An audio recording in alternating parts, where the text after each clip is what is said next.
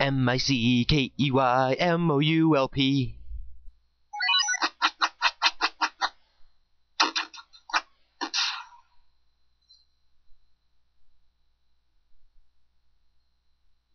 And welcome back, Mouseketeers. I realize that it's been a little while, but welcome back to Let's Play Mickey Mania.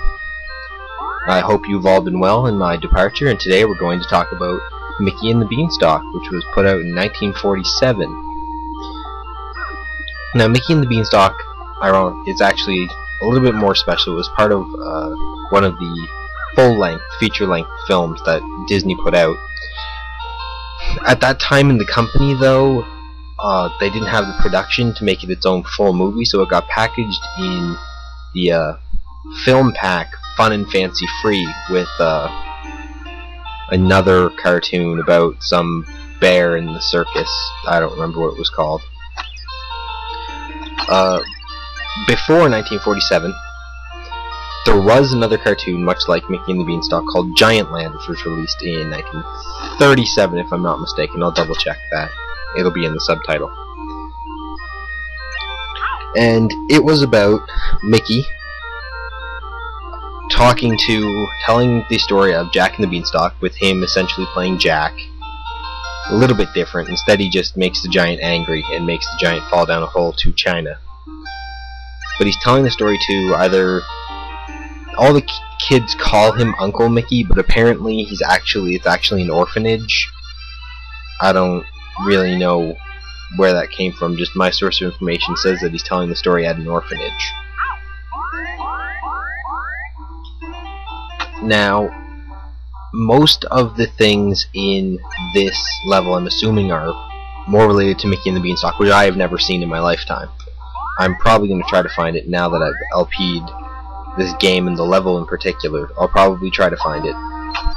But I've never watched it before. But what's interesting is the butterflies that you saw in the first part and that you're going to see later on are actually more of a reference to Giant Land than they are to Mickey and the Beanstalk.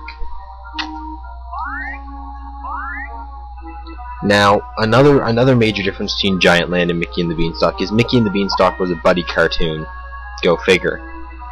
It was about Mickey, Donald, and Goofy, who were living in this valley that isn't as great as it used to be, or Sunshine Valley, or Happy Valley, I forget what it's called, doesn't matter.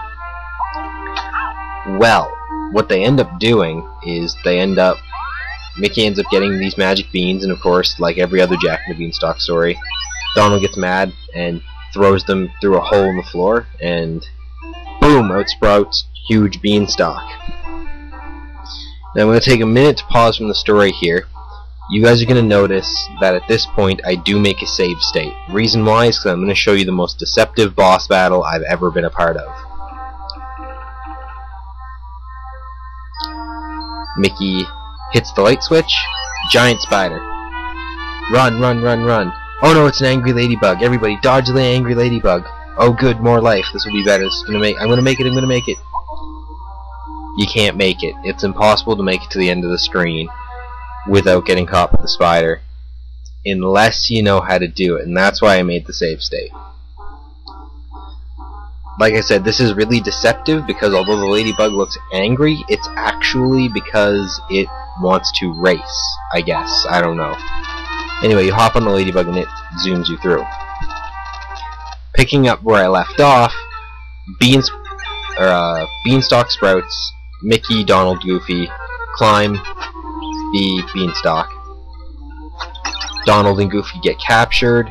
Mickey saves them as well as a golden harp, and when the golden harp plays, the valley becomes as pristine as it used to be. So these are the butterflies I was telling you about that are more of a reference to Giant Land than Mickey and the Beanstalk. So there's absolutely nothing wrong with that, because I would say that this, although it's probably more of a reference to Mickey and the Beanstalk because Fun and Fancy Free was more famous, it's nice to see that there was at least a throwback to the original Mickey and the Beanstalk cartoon, despite the fact that there was like a decade between their production. There's a couple actually more interesting things in this level. The beetles cannot be harmed if they're in their shell, as I just demonstrate.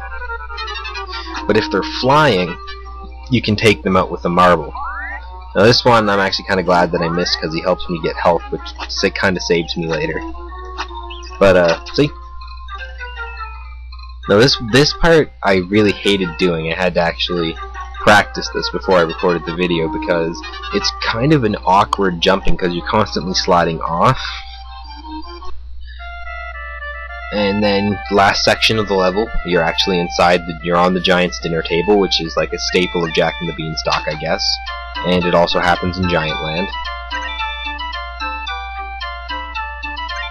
Now one thing I am going to give this level credit for is the music is beautiful and it changes for every section to something that's just, every song is so cheerful and then at the same time kind of like, I don't know, not really depressing but kind of like angsty a little bit.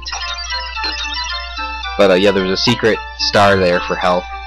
And this is another level without a real boss fight. The spider is technically the boss, just like the moose was technically the boss of Moose Hunters. But there is no real boss fight in this one. Although I do like the fact that you use a jello trampoline. That's kind of funny. I think that's pretty awesome, actually. And then this section, you have to dodge beetles that are playing games with oranges. Again, it's not that hard. The level's a good play. I ended up cutting out about 10 minutes of footage from failure and such. But that's because it's a long cartoon, so the level should be long. Justly. And there we go. Congratulations, Mickey has managed to find Mickey and the Beanstalk Mickey. So from Gabrielwingue, that is Mickey Mania, finale next.